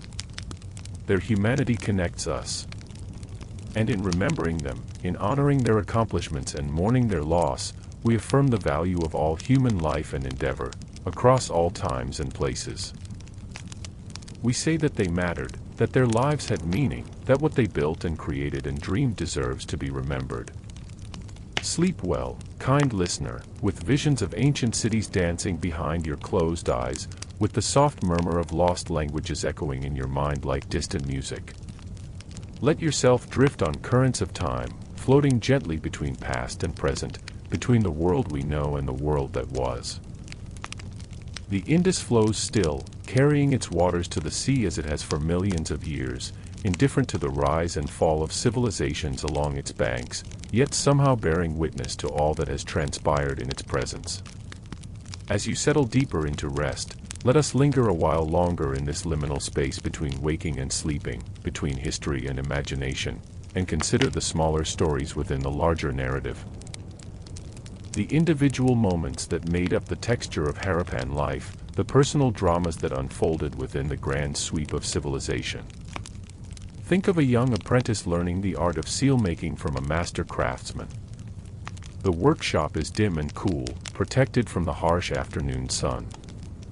The master's hands, gnarled and scarred from decades of work, guide the apprentice's smaller, uncertain fingers as they hold the fine metal tools used for carving. The stone is steatite, soft enough to carve when first quarried but hardening with exposure to air and heat. The apprentice is learning to carve in reverse, so that the impression will read correctly when pressed into clay, a mental skill that requires considerable practice to master. The master is patient but exacting. A single slip of the tool can ruin hours of work. The lines must be clean and precise. The proportions must be correct. The script symbols must be rendered exactly as tradition requires. Any variation might change meaning or render the seal invalid for its intended purpose. The apprentice works slowly, tongue between teeth in concentration, forehead beaded with sweat despite the cool air. The master watches and occasionally comments, his voice quiet but firm, passing down knowledge that he received from his own master decades before, knowledge that stretches back through generations to the first seal makers who developed this craft. When the seal is finally complete and fired to harden it, the apprentice presses it into soft clay for the first time, then carefully lifts it to reveal the impression. The image is crisp and clear. A bowl in profile, powerful and dignified, above a line of script symbols. The master examines it closely, turning it this way and that in the light, then nods once. Good. Not perfect, but good. The apprentice feels a warm glow of pride and satisfaction. This is the beginning of a career, the first step on a path that might lead to becoming a master craftsman, creating seals that will travel to distant lands, that might endure for thousands of years. Or imagine a woman heavy with child, her first pregnancy, experiencing the universal mixture of anticipation and fear that expectant mothers have known throughout human history. She is attended by her mother and aunts, women who have been through this themselves and can offer reassurance and practical advice. They give her herbal preparations to ease discomfort, massage her swollen feet and aching back, share their own stories of childbirth.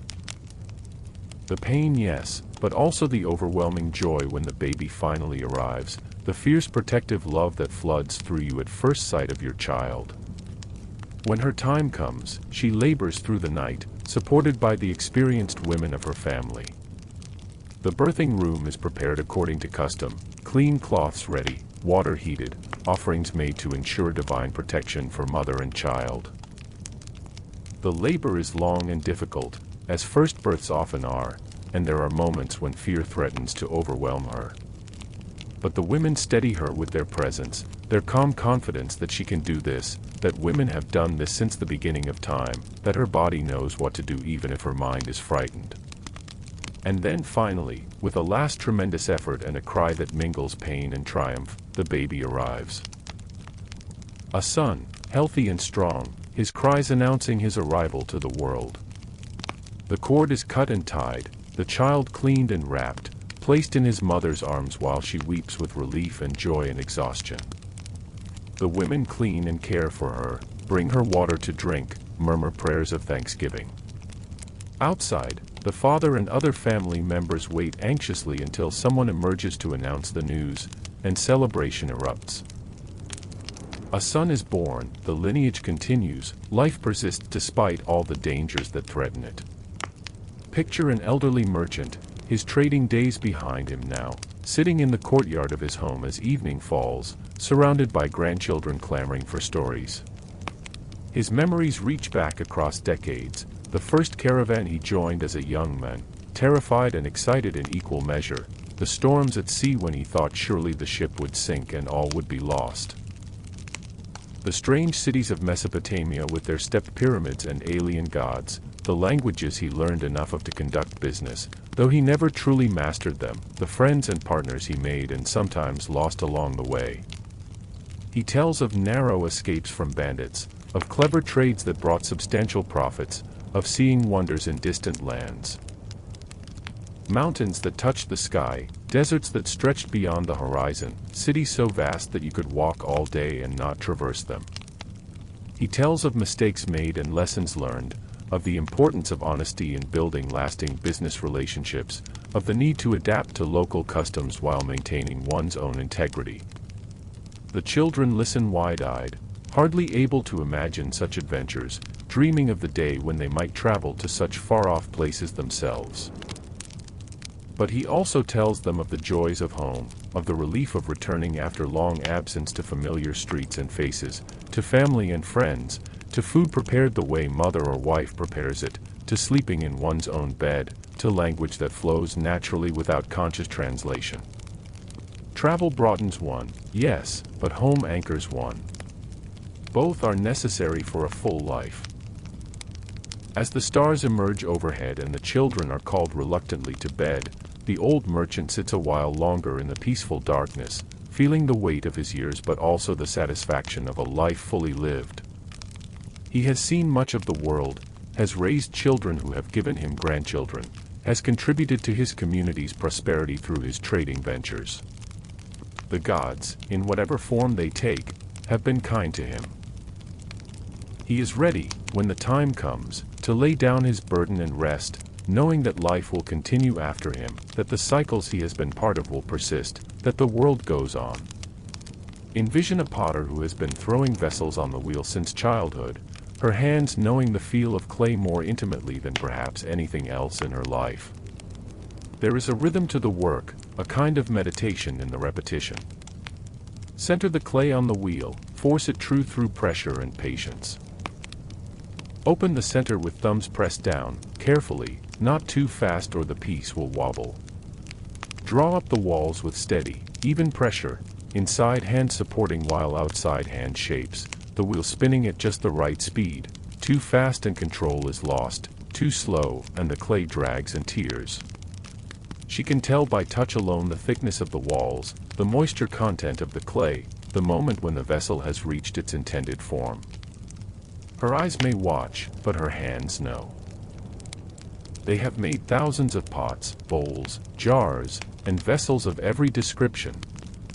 Each one is slightly unique, bearing the subtle imprint of her personal style, yet all conform to the traditional forms that customers expect and that serve their intended purposes well.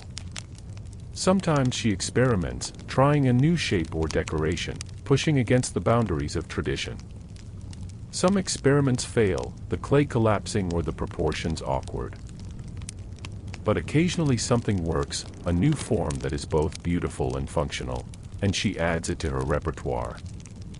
This is how traditions evolve, how craft knowledge grows and adapts, through countless small innovations by individual craftspeople, tested against practical use and aesthetic judgment, adopted if successful or discarded if not. Her hands are stained with clay, the color worked into every crease and fold of skin. Her fingernails are perpetually dirty despite washing. She has scars from burns when removing pots from hot kilns, from cuts when pots broke unexpectedly. But she would not trade this life for any other. There is deep satisfaction in transforming shapeless clay into useful vessels, in seeing her work carried away to serve families throughout the city, in knowing that her pots hold the water they drink, the grain they store, the food they serve at their meals. She is part of the essential infrastructure of daily life, and that role gives her pride and purpose. Consider a guard standing watch on the city walls during the night, alone with his thoughts under the stars. The city sleeps below, occasional lights visible through windows, the sounds of life muted to a distant murmur punctuated by a crying baby, a barking dog, voices raised in argument or laughter. Beyond the walls, the darkness is complete, the countryside invisible except where moonlight catches on water or pale stone. The guard's duty is to watch for danger, bandits, raiders, fire, any threat to the city's safety. But in truth, nights are usually quiet, and the main challenge is staying awake and alert through the long hours. He occupies his mind with thoughts and memories. He thinks of his family sleeping in their home, his wife and children safe because of men like him who stand watch. He thinks of his own childhood, of the father he lost to disease, of his mother's struggle to raise him and his siblings alone, of the determination that drove him to seek this position with its steady if modest wage. He thinks about the nature of cities, of civilization itself. Here is this great concentration of humanity, thousands of people living in close proximity, depending on each other for survival. Farmers grow food that city dwellers eat. Craftspeople make tools that farmers use. Merchants connect distant places through trade. Guards like him maintain security that allows all these connections to function. Remove any piece and the whole system struggles. This interdependence is both civilization's strength and its vulnerability. The night sky above is unchanged from his father's time, his grandfather's time, time reaching back beyond counting. The same stars wheeled overhead when the city was first being built, when the first farmers cleared these fields, when the ancestors lived in ways now barely remembered. And the stars will continue their dance long after he is gone, after his children are gone, perhaps after the city itself is gone. This thought could be terrifying or comforting depending on one's mood.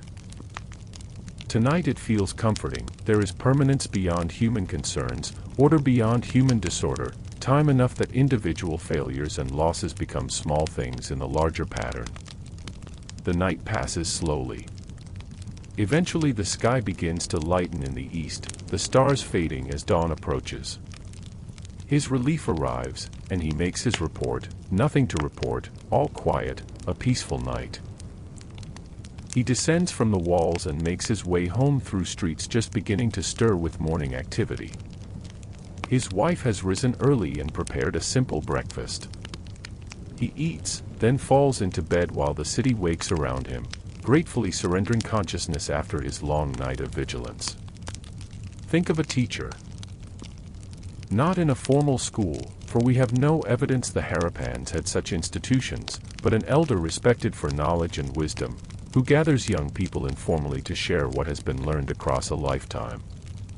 The teaching might be practical: how to read the stars for navigation, how to predict weather from cloud formations and wind directions, how to identify medicinal plants and prepare them properly. Or it might be more philosophical. Thoughts on how to live a good life, how to maintain relationships, how to face hardship with courage, how to think about the great mysteries of existence.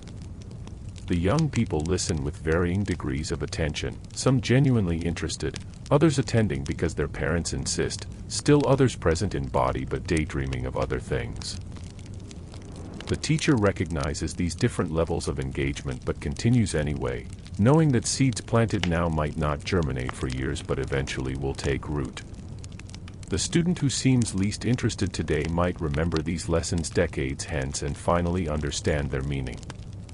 Teaching is an act of faith in the future, a gift given without guarantee of appreciation or return. The teacher shares stories from their own life. Mistakes made and lessons learned, moments of insight that changed understanding, examples of virtue observed in others worthy of emulation.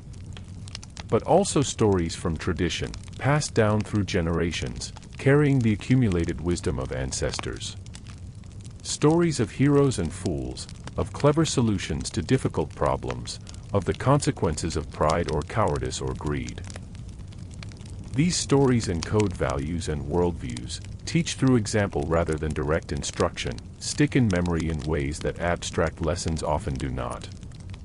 Some of what the teacher shares is being preserved through oral tradition stretching back to time immemorial. But some will be lost when this teacher dies if no students carry it forward. This is the fragility of oral cultures. Knowledge not written down depends entirely on human memory and transmission from person to person, generation to generation. A single break in the chain and wisdom accumulated over centuries can vanish forever. The teacher feels this responsibility keenly and tries to impress upon the students the importance of listening, remembering, passing forward. Imagine a young couple newly married, learning to build a life together. They come from different families with different customs and expectations. Simple things become negotiations: how food should be prepared, how money should be managed, how relatives should be honored, how daily routines should be structured. Sometimes these negotiations are smooth, marked by compromise and good humor. Sometimes they spark arguments, frustration spilling over into harsh words later regretted. But slowly, through patient effort and genuine affection, they create their own household culture, blending elements from both their backgrounds into something unique to them. They learn each other's moods and habits, develop unspoken understandings, build the intimate knowledge of another person that comes only through shared daily life. When children arrive, they parent together, learning as they go, making mistakes but also experiencing joys that deepen their bond. Years pass. The passion of early romance settles into something quieter but perhaps deeper, a partnership built on shared experiences, mutual support through difficulties, accumulated memories of laughter and tears, small kindnesses offered and received daily. They grow old together, their children having children, their household becoming one of many threads in the vast web of community relationships that bind the city together. This is the basic unit of civilization. The household, the family, however it is configured. Multiply this story by thousands and you have a city. Multiply by hundreds of thousands and you have a civilization. The grand narratives of history rest upon this foundation of individual lives, personal relationships, private dramas, and triumphs that leave few traces in the archaeological record but were, in their time, as real and important as anything else in the world. Picture a festival day, when normal work ceases and the community comes together in celebration. We don't know what Harappan festivals consisted of, the occasions celebrated, the rituals performed, the gods honored, but all human societies mark certain times as special, creating communal experiences that strengthen social bonds and provide meaning to the cycles of time. Perhaps this festival marks the harvest, giving thanks for abundance and praying for continued prosperity. The city is decorated, flowers and colored cloths brightening the streets. Special foods are prepared, dishes served only on such occasions. Music fills the air, drums and flutes, songs that everyone knows the words to, rhythms that make feet want to dance. People wear their finest clothing and most impressive jewelry. Business ceases, even the workshops fall silent as craftspeople join the celebration. There might be processions through the streets, images of deities or symbols of prosperity carried aloft by honored citizens. There might be ritual bathing, perhaps at the Great Bath if our interpretation of its purpose is correct, purifying participants for sacred ceremonies. There might be offerings of food and flowers, incense and libations, given to powers that ensure the community's continued well-being. There might be dances, athletic contests, performances of stories and songs, entertainment that brings joy while also reinforcing cultural values and shared identity. For children, festival days are magical, special treats to eat, late bedtimes, adults relaxed and playful in ways they rarely are during ordinary time. For adults, they provide respite from labor, opportunity for socializing beyond immediate family, renewal of community feeling that daily concerns sometimes erode. For elders, they mark the passage of time, another year completed, another cycle in the endless wheel of seasons and generations. As evening approaches and the celebration winds down, people return to their homes tired but satisfied, carrying with them renewed sense of belonging to something larger than themselves, connection to tradition stretching into the past and future both. Tomorrow normal life will resume, but today has been special, set apart, holy in the original sense of that word. Whole, complete, fulfilling. As our journey through time approaches its end, let us acknowledge all that remains unknown, all the questions we cannot answer, all the mysteries that persist despite decades of archaeological investigation. We do not know what the Harappans called themselves. We do not know their creation myths or their visions of the afterlife. We do not know their songs or their poetry. We do not know the names of their kings if they had kings, their heroes if they celebrated heroes, their prophets if they had prophets. We do not know how children were named, how marriages were arranged, how disputes were resolved, how criminals were punished. We do not know their jokes or their insults, their terms of endearment or their curses. So much is lost, irretrievably and forever. The voices are silent. The languages are dead or transformed beyond recognition. The beliefs are forgotten. The personal stories, the individual lives that were the substance of this civilization, have dissolved into time like salt into water, leaving no trace except the faintest flavoring in the cultural currents that followed. This loss should humble us. It reminds us that most of what constitutes human life, thoughts and feelings, relationships and experiences, the subjective interior world that is so real and important to each of us, leaves no archaeological trace and thus vanishes completely when a culture passes away without writing to preserve its traditions.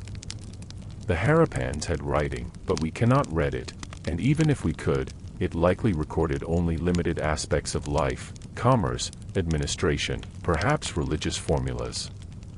The fullness of their inner lives remains inaccessible. Yet we should not end on a note of loss alone, for much has been preserved and learned. The material achievements of the Harappans, their cities and their craft work, their technologies and their trade networks, remain visible and impressive 4,000 years later. The adaptability and resilience of their culture, persisting for centuries and transforming rather than simply collapsing, offers lessons about human capacity to cope with change. The apparent egalitarianism of their society and the sophistication of their public infrastructure suggest alternative models for organizing complex communities. And perhaps most importantly, the very existence of the Harappan civilization, its rediscovery in modern times, and the ongoing efforts to understand it demonstrate humanity's deep need to connect with the past, to understand where we came from, to see ourselves as part of a story that began long before us and will continue long after we are gone. The Harappans matter not just because of what they achieved but because they were human, because they faced challenges that humans still face, because their lives contained the same mixture of joy and sorrow, hope and fear, meaning and absurdity that characterizes human existence in any time and place. In studying the Harappans, we study ourselves, not the superficial cultural differences but the underlying commonalities that unite all people across space and time. We are all born, grow, learn, work, love, age, and die. We all seek meaning and purpose. We all create cultures that shape our understanding of reality. We all build and maintain the social structures that allow communities to function. We all leave traces, however faint, of our passing through this world. The Indus Valley Civilization is one thread in the vast tapestry of human history, woven together with countless other threads. Some bright and prominent, others dim and easily overlooked, but all necessary to create the complete picture. To follow this thread is to enrich our understanding not just of the past but of the present, not just of the Harappans but of ourselves. And now, dear listener, our journey truly must come to an end. We have walked together through the streets of vanished cities, sat in ancient homes, stood beside forgotten rivers. We have imagined lives lived and lost, achievements made and transformed, a civilization that rose and flourished and changed across the centuries. We have pondered mysteries that remain unsolved and celebrated discoveries that illuminate the past. We have connected across millennia to people whose names we will never know but whose humanity we can recognize and honor. As you drift now towards sleep, or if you are already dreaming, let these images fade gently into the background of consciousness. Let the ancient world recede back into the past where it belongs, where it waits patiently for the next person who wishes to seek it out and learn from it. The rivers flow on. The ruins endure, at least for now. The stories persist, passed from generation to generation, growing and changing with each telling but maintaining their essential truth. That here, in this place, people lived and built a remarkable civilization. Take with you into sleep, if you will, a sense of connection to these ancient people, recognition of their struggles and achievements, appreciation for the archaeological detectives who have slowly pieced together their story from fragments and traces. Take with you wonder at the vastness of human history, the countless generations who lived and died leaving little record but whose lives mattered profoundly in their own time. Take with you humility about how much is lost and gratitude for what remains. The Indus flows still, though its waters are different waters than those the Harappans knew. The monsoons still come, though patterns are shifting with our changing climate. The soil still holds secrets, waiting for patient excavation to bring them to light. The story continues, chapter after chapter, written in mud brick and pottery shards, in beads and seals, in the arrangement of stones and the patterns of artifacts. Rest now in the knowledge that you are part of this great continuum of human experience. Your life, too, is a thread in the tapestry, connected to all who came before and all who will come after. The Harappans live on in their genetic descendants, in the cultural traditions they influenced, in the artifacts they left behind, and in the memory of people like you who take time to learn about them and honor what they achieved. Sleep comes gently, softly, like twilight settling over an ancient plain. Your breathing deepens, slows, finds its own natural rhythm. Thoughts drift and scatter like leaves on water. The boundary between waking and dreaming grows thin, permeable, easily crossed. You float in that peaceful space between states of being, neither fully here nor fully there, present in your own time yet somehow connected to all times, all places, all the humans who ever lived and wondered and dreamed beneath these same stars.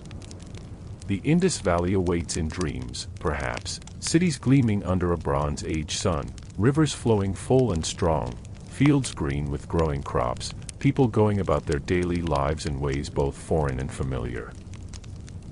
Or perhaps your dreams take you elsewhere, to other times and places, other stories from humanity's long journey. It matters not. What matters is the peace of rest, the renewal that comes with sleep, the gift of letting go of consciousness for a while and trusting that all will be well. Thank you for walking with me through this chapter of history, for lending your attention and imagination to the task of remembering people long forgotten by most of the world. Thank you for caring about the past, for recognizing that understanding where we came from helps us understand where we are and where we might be going. Thank you for being here, now, present to this moment even as we've been exploring moments 5,000 years distant. May your sleep be peaceful and your dreams be gentle. May you wake refreshed, carrying with you perhaps a memory or two from our journey, a thought or image that stays with you, a sense of connection to the deep past of our species.